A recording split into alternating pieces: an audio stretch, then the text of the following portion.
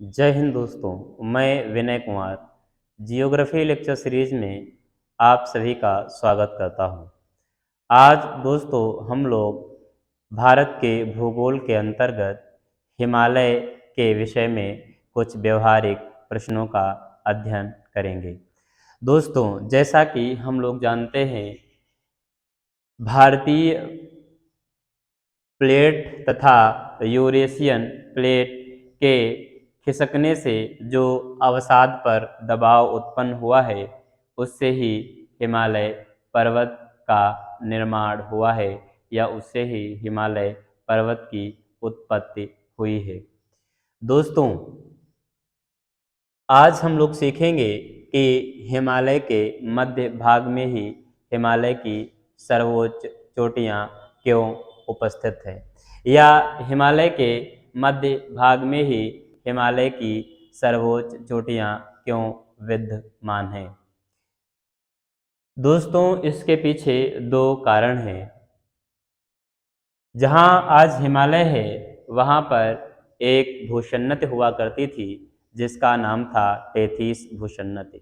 Tethys भूसन्नति का आकार एक प्लेट की तरह था, जिसके कारण उसका मध्य भाग अधिक गहरा था और इंडियन प्लेट तथा यूरेशियन प्लेट से प्रवाहित होने वाली नदियों ने इसके मध्य भाग में अवसाद अधिक इकट्ठा किया था, क्योंकि इसका मध्य भाग अधिक गहरा था।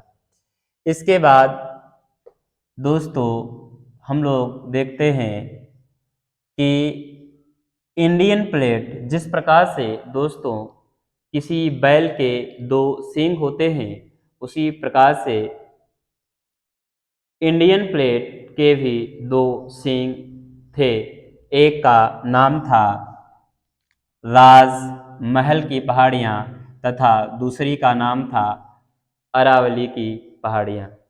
दोस्तों अभी हमने सीखा कि यहाँ टीथीस भूसन्नति के मध्य भाग में अवसाद अधिक जमा हुआ था, और दूसरा यह कि इंडियन प्लेट के उत्तर में खिसकने के कारण यहाँ राजमहल की पहाड़ियों के द्वारा इसके मध्य भाग पर दबाव अधिक पड़ रहा था। इस कारण यहाँ पर अधिक अवसाद पर अधिक दबाव के कारण यहाँ पर अधिक ऊंची चोटियों का निर्माण हुआ है।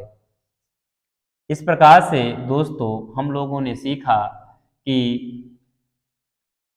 हिमालय के मध्य भाग में ही हिमालय की सर्वोच्च चोटियाँ क्यों उपस्थित हैं। उसका कारण है यहाँ पर, यानी जहाँ आज हिमालय का मध्य भाग है वहीं पर कभी टेथिस भूसन्नति का मध्य भाग था, जो कि सबसे अधिक गहरा था। इसलिए वहाँ पर सबसे अधिक अवसाद भी नदियों के द्वारा इकट्ठा किया गया था और राजमहल की पहाड़ियों का अधिक दबाव पड़ रहा था। इसके बाद दोस्तों हम लोग सीखेंगे क्या भारतीय प्लेट की दिशा में भी कोई परिवर्तन हुआ है या नहीं। जी हाँ दोस्तों, भारतीय प्लेट जब खिसकना इसने प्रारंभ किया था तो यह उत्तर की तरफ खिसक रही थी, लेकिन वर्तमान समय में इसकी दिशा में परिवर्तन हुआ है, क्योंकि अब भारतीय प्लेट उत्तर की तरफ न खिसक करके उत्तर पूर्व की दिशा में खिसक रही है, जिसका कारण है जब भारतीय प्लेट के दबाव से यहाँ पर हिमालय का निर्माण हुआ या हिमालय की ऊंचाई बढ़ी, तो हिमालय के रूप में भारतीय प्लेट के सामने एक अवरोध उत्पन्न हो गया। इस अवरोध के कारण इंडियन प्लेट उत्तर की तरफ न खिसक करके उत्तर पूर्व की तरफ खिसक रही है। दोस्तों यहीं पर यह भी जान लें कि यही कारण है, भारतीय प्लेट की दिशा में जो परिवर्तन हुआ है उसका भी यही कारण है कि हिमालय के रूप में उसके सामने एक अवरोध उत्पन्न हो गया। इसके उत्तर पूर्व की ओर खिसकने के कारण ही भारतीय प्लेट का ढाल भी इसके पूर्व की तरफ हो गया। दोस्तों, इस प्रकार से हम लोगों ने सीखा कि भारतीय प्लेट की दिशा में भी परिवर्तन आया है। दोस्तों, साथ ही हम लोग यहाँ पर यह भी जान लें, जिस प्रकार से हिमालय का निर्माण एक भूसन्नति से हुआ था, एक सागर से हुआ था, उसी प्रकार से यहाँ पर बंगाल की खाड़ी में भी भविष्य में कभी हिमालय जैसा पर्वत ऊंचे पर्वत की उत्पत्ति होगी। उसका कारण है, अब भारतीय प्लेट का ढाल पूर्व की दिशा में हो गया है और हिमालय से, चाहे प्रायद्वीपीय भारत से निकलने वाली अधिकांश नदियां अपने साथ ढेर सारा अवसाद ला करके बंगाल की खाड़ी में इकट्ठा कर रही हैं और भारतीय प्लेट लगातार पूरब की तरफ या उत्तर पूरब की तरफ खिसक रही है, जिससे इस पर दबाव पड़ेगा और एक हिमालय जैसे पर्वत का निर्माण होगा। ये तो रही दोस्तों भविष्य की कहानी। आज अगला प्रश्न यह है कि भारतीय प्लेट अगर उत्तर पूरब की तरफ लगातार खिसक रही है तो क्या उत्तर प्रदेश भी कभी हिमालय के क्षेत्र में या हिमालय रीजन में आ जाएगा? जी हाँ दोस्तों, हम लोग उत्तर प्रदेश के रहने वाले हैं।